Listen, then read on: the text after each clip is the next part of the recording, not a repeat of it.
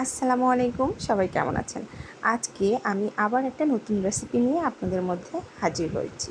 এটা কিসের রেসিপি বলেন তো? দেখে মনে হচ্ছে না মাছ বা মাংসের কোনো আইটেম, কিন্তু না, এটা একটি সবজির আইটেম। এটা হচ্ছে কলার মোচা ভাজি। তো চলুন কীভাবে এটা রেডি করেছি দেখাই। তো প্রথমে আমি একটা বড় সাইজের কলার মোচা নিয়ে নিয়েছি, দেখতেই পাচ্ছেন। এখন আমি এটা ভালোভাবে পরিষ্কার করে নেব। প্রথমে পাপড়িগুলো ছাড়ানোর পরে যেগুলো পেয়েছে ওগুলো নষ্ট হয়ে গেছে বলে ওগুলো সাইড করে রেখেছি। এভাবে পরিষ্কার করে নিতে হবে।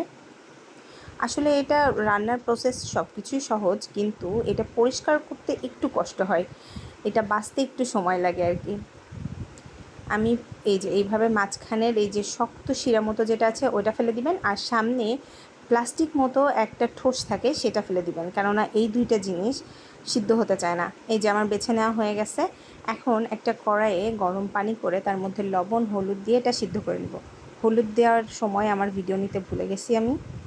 এখন ব্লেন্ডার জারে আমি 8-10টা কাঁচামরিচ দিয়ে রসুন আর আদা দিয়ে ভালো করে ব্লেন্ড করে নেব।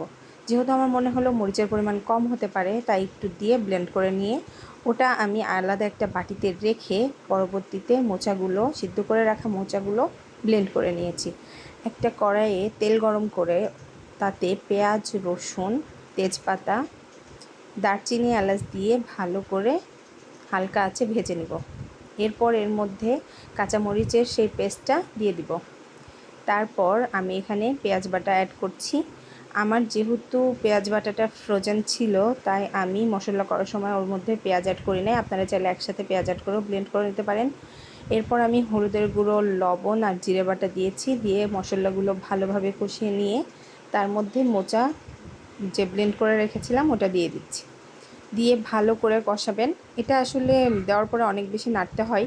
নাড়তে নাড়তে যখন ভাজা ভাজা হয়ে কড়াই থেকে উঠে আসবে, ঠিক সেই সময় এটা রেডি হয়ে যাবে।